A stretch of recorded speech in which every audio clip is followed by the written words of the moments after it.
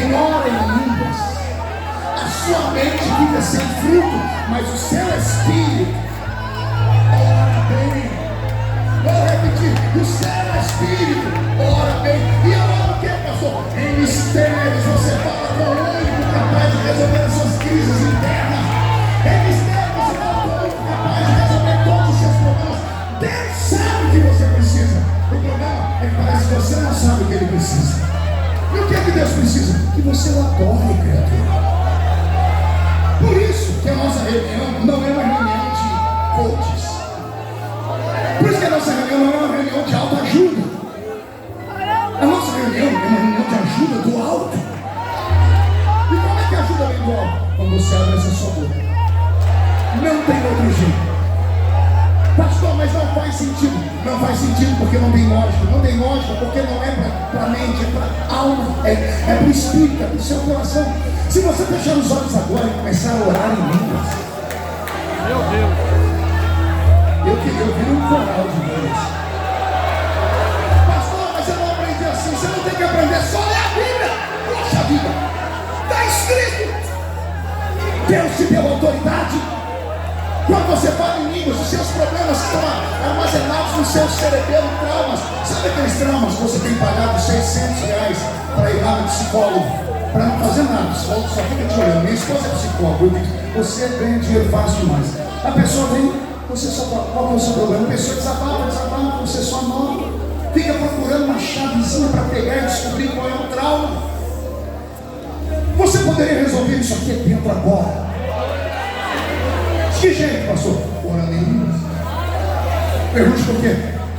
Porque quando você ora em línguas, o seu espírito ora bem. Porque o seu espírito, o seu intelecto, os traumas que te tragam estão aqui. Quando você ora em línguas, você fala com o único que pode resolver. Mas você não entendeu o que eu falo de novo? Quando você fala em línguas, você fala com o único capaz de resolver os seus problemas, que é Deus. Você sobe ao céu e vai no ouvido de Deus e cochicha no ouvido dele.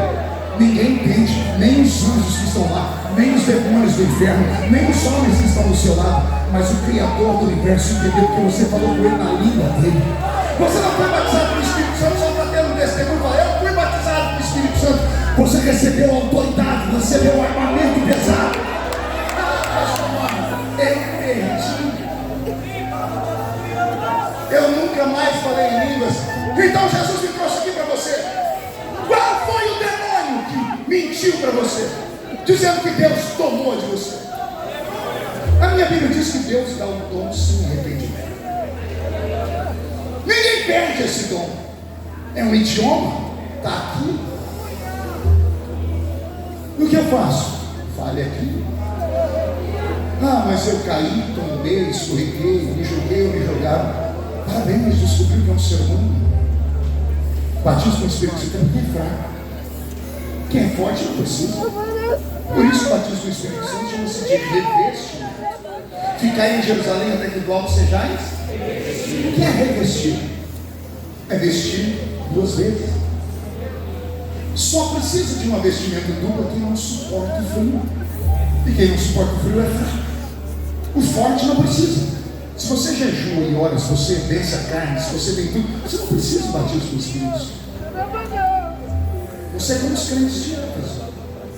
Mas se você é fraquinho como eu, você tem que clamar, Senhor, me reveste. Agora, em vez de você falar na língua dos homens, fala no idioma que ele te deu. Desse jeito. Pastor, não tem nada nem B, nem C, nem D. O diabo não pode roubar o que Deus te deu. O diabo não tem nem a chave da casa dele. Jesus foi lá e tomou a chave do inferno. O diabo é um sem teto, é um sem lugar para ficar. E aí ele fica falando para você que ele entrou na sua família, dominou o escambau. Eu quero que o diabo vá se lascar nos quintos dos infernos. Quando você pisar na rua da sua casa nessa noite, Zé Pilantra, Zé Pilintra, Chicaveira, Tranca-Rua, Preto Velho, vai cair por terra.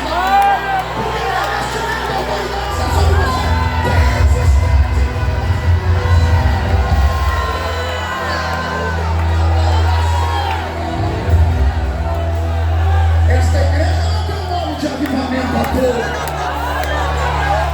Para encerrar,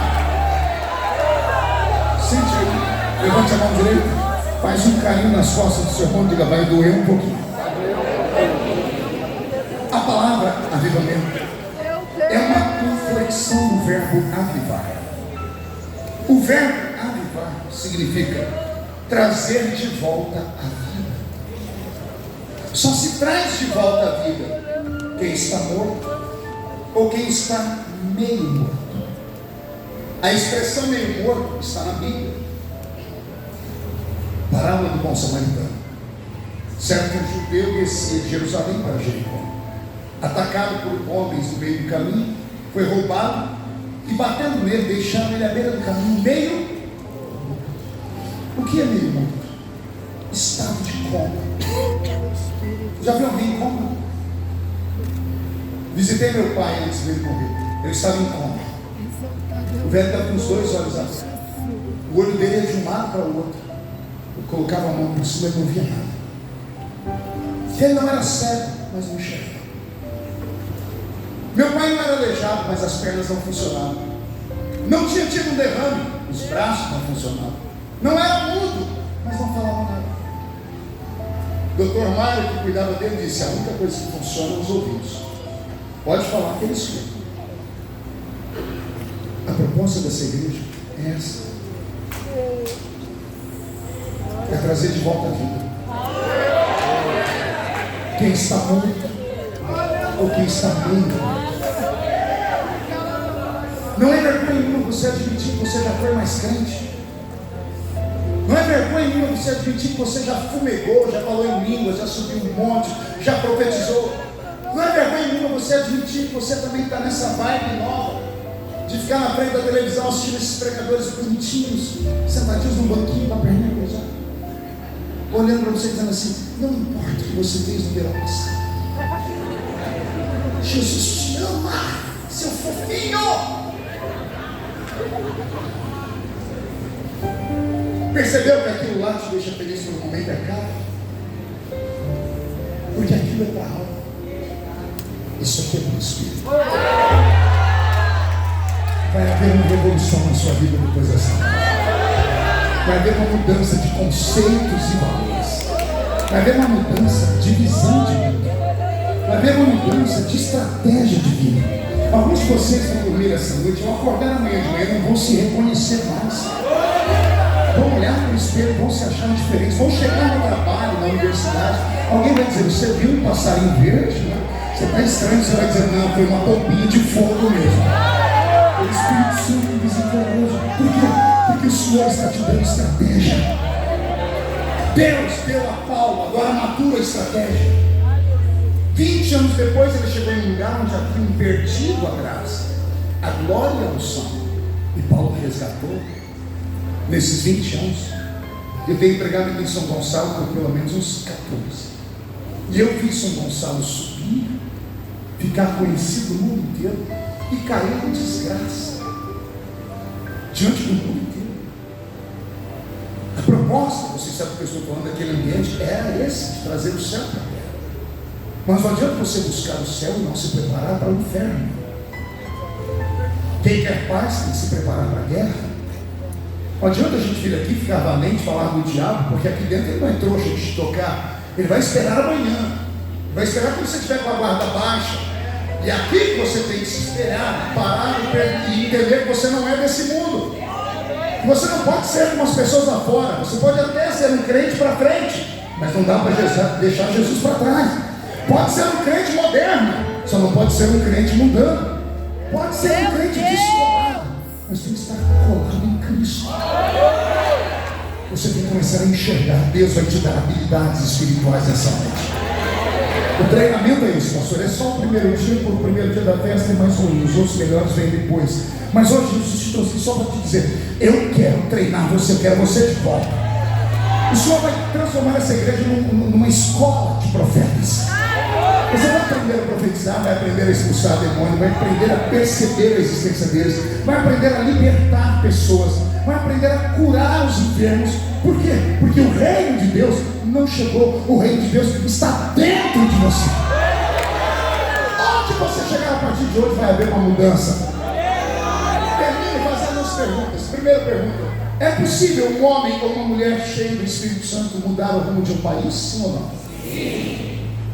Foi muito fraquinho, então eu vou respeitar o sinal falar, então eu vou diminuir. É possível um homem ou uma mulher cheio do Espírito Santo mudar pelo menos, já que não é um país, um estado? Sim. Só melhor. Convenci mais gente, mas ainda não convenci todos. É possível um homem ou uma mulher cheio do Espírito Santo mudar o rumo de uma cidade, pelo menos? Sim. Quase todo mundo. É possível um homem ou uma mulher cheio do Espírito Santo mudar pelo menos a rua onde ele mora? Sim! Agora atinge todos. Então respire fundo. Aleluia. Se é possível, por que você não muda nem o rumo da sua vida?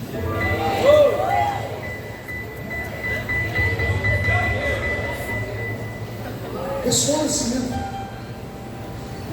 Eu te mostrei um homem que mudou uma cidade inteira, um país inteiro, uma civilização inteira, sozinho. Sem ter tecnologia, sem ter avião, sem ter televisão nem internet, sozinho, andando mal com uma perna. Por que é sua mentira?